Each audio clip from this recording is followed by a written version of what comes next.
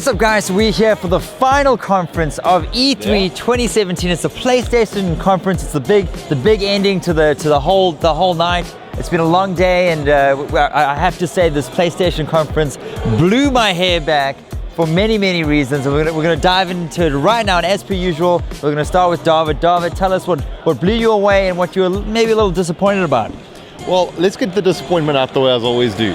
First thing is, well, where are the 2017 games for the end of the year?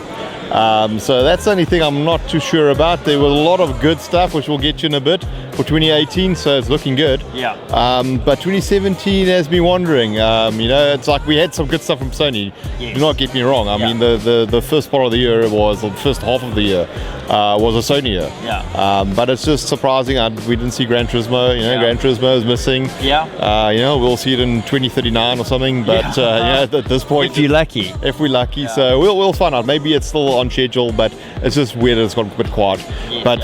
With that out the way, let's get to the good positive. Let's get to the good stuff, okay? God of War. Yeah. Okay, seeing Kratos back, and he's more angry than ever.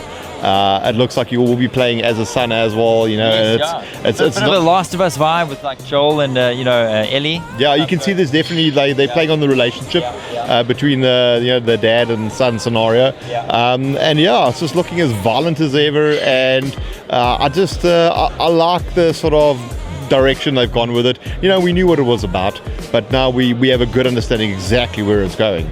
Absolutely, yeah. So open world, which is great. First for the series. Well, we're not 100% sure if it's open world. Rumors been that it might follow a linear approach, which I wouldn't mind. Yeah.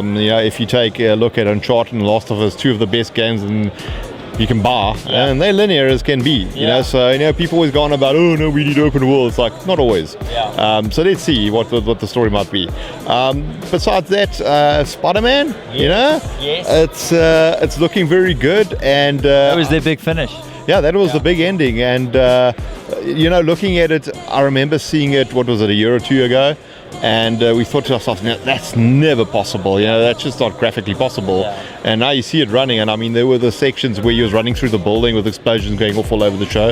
And I was like, holy crap, that looks amazing. Considering now the PS4 Pro has been out for a while. And then my big surprise that I did not expect at all was the Shadow of the Colossus remaster.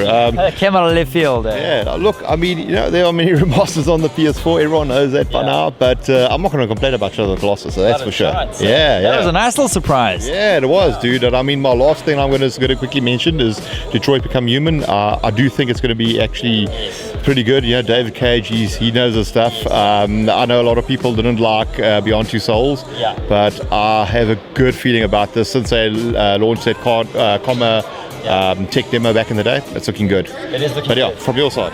From my side, well, we saw Uncharted: The Lost Legacy. Now, what I love about this is it started off like as an expansion. It's just growing and growing and growing. Every time we see it, it's looking bigger and better. It's a standalone release, and I mean, you saw from the trailer we saw, the gameplay we saw. It's looking phenomenal. It really is looking larger than life. I would say it's even rivaling, the Uncharted 4. I'll tell you what. The first thing that made me happy is seeing that Jeep. That just made me very happy. Yeah, the Jeep sequence is back. Yes. Yeah. So that was a pleasant surprise. And then obviously Call of Duty. Can't forget Call of Duty World War II. I'm a massive Call of Duty fan, and before this, I hadn't actually seen any actual gameplay. Like down sights gameplay. So this was the first time I actually saw proper gameplay, and I loved what I saw. I want to see more tomorrow, but I was really impressed with what I saw, so I'm excited for that. And we've got some pyrotechnics going on. Yeah, good stuff. And then to finish it off, the last game that I want to speak about is Days Gone. That's it. I'm a zombie whore. You guys know this by now. And what was really interesting is they didn't focus too much on the zombie hordes like they did the previous time. They actually wanted to show some new enemy types and just some more gameplay dynamics. It looks very unpredictable. There's a scene where he's riding on his bike and he gets chased by some like wolf dog thing or whatever, a zombie, I don't know. And he shoots, and as he shoots it, he gets knocked off his bike by a trap someone else said. And it looks very unpredictable, which it's pretty cool. I'm still not 100% sold that it's the best thing ever, but I do like it. I disagree with you completely. I'm going to say it's shaping up to be one of the best games to hit the PlayStation early next year. And like I said, I love the way the zombies, you can use the horde to your advantage. That big frothing bear at the end that looks interesting. So there's a lot more up its sleeve than we know about right now. Yeah. And I'm looking forward to seeing more of it in the not so distant future. Well, look, we better wrap this up before I turn into a zombie. Okay. Hopefully you can defend. Awesome, guys. Well, those are the conferences, E3 2017. Thank you for joining us, and we'll catch you next year. Cheers.